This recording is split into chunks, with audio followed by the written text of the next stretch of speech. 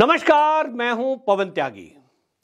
मोदी सरकार एक बहुत बड़ा फैसला करने जा रही है और वो फैसला ये है कि भारत के अंदर देश की आजादी के बाद वक्फ बोर्ड बनाकर जिस तरह से देश की संपत्ति पर वक्फ बोर्ड ने कब्जा किया हुआ है, अब उसको भारत सरकार, मोदी सरकार वापस लेगी। उसके लिए कानून बनाना पड़ेगा, कानून बदलना पड़ेगा। और इसी कड़ी में एक शुरुआत हो चुकी है।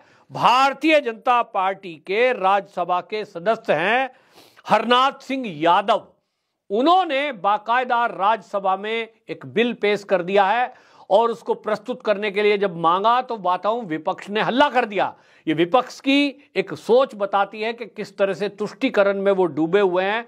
उनको हिंदुओं से कोई मतलब नहीं है, केवल मुस्लिम तुष्टीकरण करते हैं। लेकिन फिर वहां जो राज्यसभा के स्पीकर हैं हमारे धनखड़ साहब, उन्होंने उस पर मत विभाजन करा दिया कि देखिए स्वीकार होता है नहीं होता। वहां एक नियम है कि जो उपस्थित सदस्य हैं अगर उसमें आधे से अधिक वो ये कहेंगे कि भाई हाँ ये प्रस्तुत होना चाहिए तो फिर उसको मान्यता मिलती है। और ये हुआ, मत विभाजन हुआ, 53 मत उसके पक्ष में पड़े और उसके बाद वो बिल पेश हुआ। उस पर उन्होंने बात रखी हरनाथ सिंह यादव ने और उन्होंने कहा कि देखिए वक्फ बोर्ड बनाया गया था, तो वक्फ बोर्ड बना करके जो ये देश का हमारे बंटवारा हुआ था 1947 में, धर्म के आधार पर 2 हिस्से इस देश के कर दिए गए।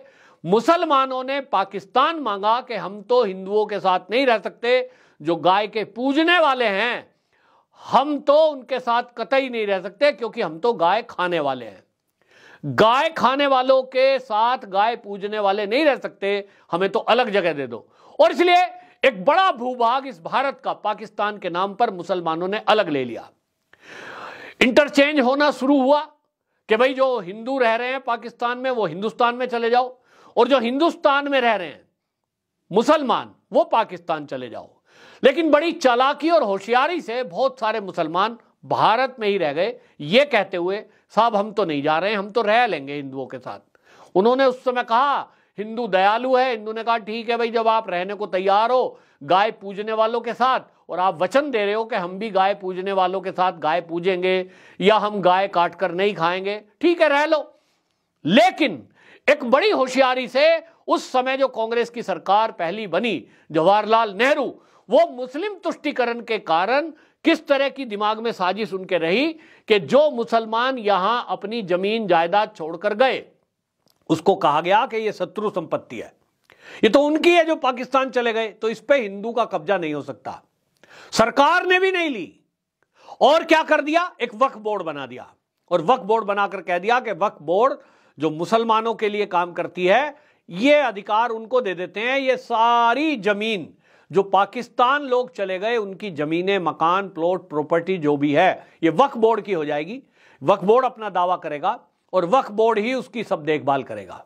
उसके बाद हुआ यह कि सरकारी संपत्तियों पर कब्जा शुरू हो गया। जो खाली जगह पड़ी है उस पर भी वक्फ बोर्ड ने दावा कर दिया और कानून ऐसे बना दिए गए कांग्रेस के द्वारा कि वक्फ बोर्ड ही में दावा हो सकता है उस जमीन पर। वक्फ बोर्ड मान लीजिए किसी पर दावा कर दे ये खेत मेरा, तो जो खेत एक्चुअल जिसका है उसको पूरे प्रूफ लाने पड़ेंगे और सिद्ध करना पड़ेगा कि आप ही इसके मालिक हैं।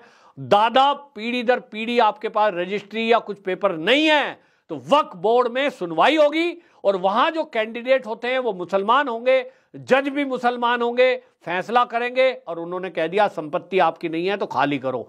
इस तरह की ताकत उनको कानूनी दे दी गई और इसके कारण से आज आप देखिए कि राम जन्मभूमि जहां है उस पर भी वक्फ बोर्ड अपनी जता रहा था कि यहां साहब ये तो हमारी है। काशी में भी यही झगड़ा, मथुरा में भी यही झगड़ा। और इस झगड़े को खत्म करने का एक ही तरीका है कि वक्फ बोर्ड को खत्म किया जाए, क्योंकि जो लोग पाकिस्तान चले गए उनकी जो प्रॉपर्टी यहां रह गई तो भाई वो सरकार की होनी चाहिए। लेकिन पहले की सरकारों को तुष्टीकरण करना था, मुस्लिम वोट चाहिए थी, मुसलमानों को खुश करना था। हिंदू को तो मूर्ख समझा गया, हिंदू मूर्ख है भी कि वो उसी कांग्रेस को वोट देता रहा जिसने उसकी जड़ें काटी हैं।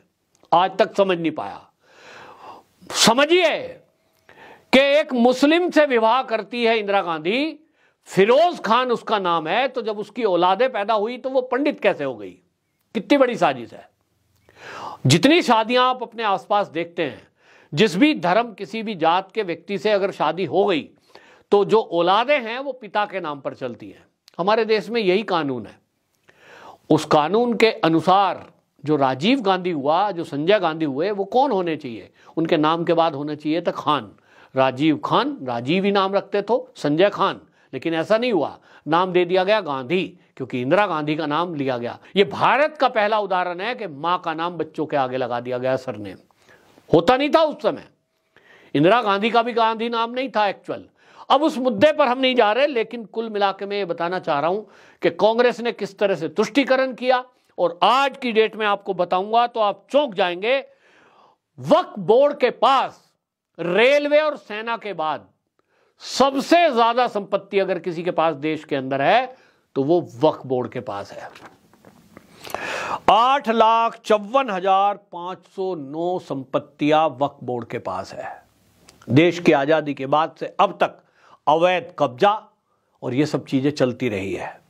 8 लाख एकड़ से भी ज्यादा भूमि वक्फ बोर्ड के पास है, जो ये सरकार के पास होनी चाहिए थी।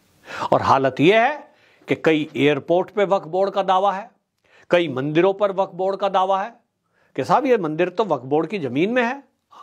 कहीं भी दावा कर सकते हैं, दिखाओ आप कागज। अब मंदिर बना हुआ है 500 साल पुराना, कागज तो है नहीं, तो कहेंगे हटो फिर, ये तो हमारा है, तोड़ो मंदिर। और कोर्ट भी कहता है कि हाँ, जो ये दावा कर रहे हैं वही सही है। सुप्रीम कोर्ट तक कहीं सुनवाई नहीं है, सुप्रीम कोर्ट में चैलेंज नहीं कर सकते आप उनको। ऐसा कानून बना दिया। तो उस कानून को बदलने की मांग चल रही थी, लेकिन अब मोदी सरकार इसको करने जा रही है। इसकी शुरुआत की जा चुकी है, राज्यसभा में प्रस्तुत हो चुका है। अब इसके बाद ये इस पर डिबेट होगी, फिर ये लोकसभा में जाएगा। हालांकि प्रोसेस लंबा है कि फिर इसके लिए कानून भी बनाया जाएगा। और जैसा आप जानते हैं कि जो समाज, जो वर्ग यहां 3 देश के लोगों को भारत की नागरिकता देने के विरोध में सड़कों पर उतर जाता है, CAA के विरोध के नाम पर, एक राम मंदिर जो हम सबकी आस्था का केंद्र है उसको नहीं देता है, और बाबर को अपना हितैषी बताकर, अपना पूर्वज बताकर यह कहता है कि बाबरी मस्जिद ही हमें चाहिए, जो कृष्ण जन्मभूमि का एक छोटा सा हिस्सा नहीं छोड़ रहा है, जो श्रृंगार गौरी मंदिर में अपना मस्जिद का दावा कर रहे हैं, वो कैसे 8 लाख एकड़ जमीन छोड़ सकते हैं? क्वेश्चन मार्क है भाई। नहीं होगा, इतना आसान नहीं है। ये सड़कों पे आएंगे, ये हंगामा करेंगे, ये दंगा फसाद करेंगे। लेकिन इतना तो तय है कि जब ये कानून आएगा, कानून बनेगा, आज नहीं तो कल, योगी जैसा शासक जब पूरे राज्यों में होंगे तो निश्चित जानिए कि ये जरूर हो जाएगा। तो एक शुरुआत मोदी सरकार ने की है, इसकी सराहना की जानी चाहिए। लेकिन खलबली मची है पूरे विपक्ष में, और विपक्ष जैसे कि पहले से आदत है, उसको तो हिंदुओं की चिंता है नहीं। वो कहते हैं हिंदू तो मूर्ख है, ये तो जाति के नाम पे बटा है। मैं कुर्मी, मैं तेली, मैं नाई, मैं ब्राह्मण, मैं खड़ा हो जाऊंगा, कैंडिडेट देंगे, मैं तेरी जात का, तू मेरी जात का। जैसे लालू जी कहते हैं ना, MY फैक्टर, भाई जितना यादव है हमको वोट दो, क्योंकि मैं भी यादव हूं। और मुसलमान काहे दे? मुसलमान इसलिए दे कि बीजेपी आएगी तो तुमको खा जाएगी, मैं ही तुमको बचाऊंगा, मैं ही तुम्हारी तुष्टीकरण करूंगा।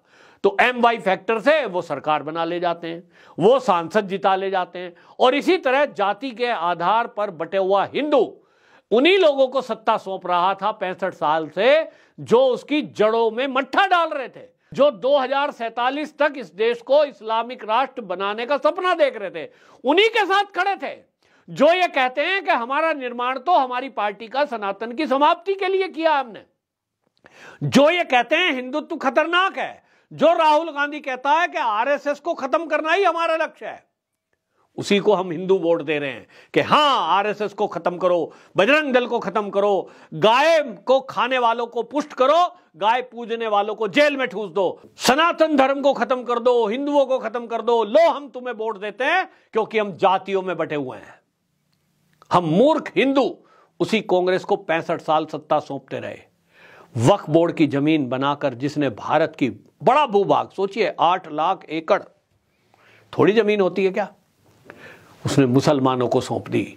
हिंदुओं को एक मंदिर नहीं बनाने दिया, जो अयोध्या में प्रभु राम का मंदिर है, कृष्ण जन्मभूमि में मंदिर है। सोचिए कितनी जमीन लगती है उसमें। 10 एकड़, 20 एकड़, 50 एकड़, 100 एकड़। हिंदू को 100 एकड़ नहीं दी इस कांग्रेस ने, मुसलमानों को 8 लाख एकड़ जमीन सौंप दी। यह है कांग्रेस का चरित्र। और आप फिर भी कांग्रेस को वोट देंगे? मुसलमान तो देगा, क्योंकि उसके तो हित के काम किए हैं, उसको तो देना ही चाहिए। बीजेपी को वोट नहीं करता। अभी 5 राज्य के चुनाव हुए हैं, मैंने एक्स पोस्ट पर पोस्ट लिखी थी कि मध्य प्रदेश में जहां मामा मामा करके मामा जी ने इनको सुविधाएं दी सबको, वहां हालत क्या है। मुस्लिम वोट जहां किसी बूथ पर अगर 5000 वोट पड़ी है, बीजेपी को वहां 500 भी नहीं मिली, 10% भी नहीं है। तो मात्र 0.5% वोट आज भी बीजेपी को मिलता है।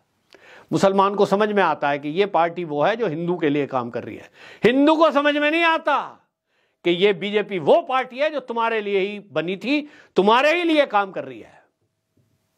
और इसीलिए हिंदू पिटता है और मरता है और पलायन करता है। लेकिन अब भारतीय जनता पार्टी ने जो शुरुआत की है वक्फ बोर्ड एक्ट को ला करके, इसमें वक्फ बोर्ड ये कहा है वक्फ बोर्ड निरसन विधेयक 2022।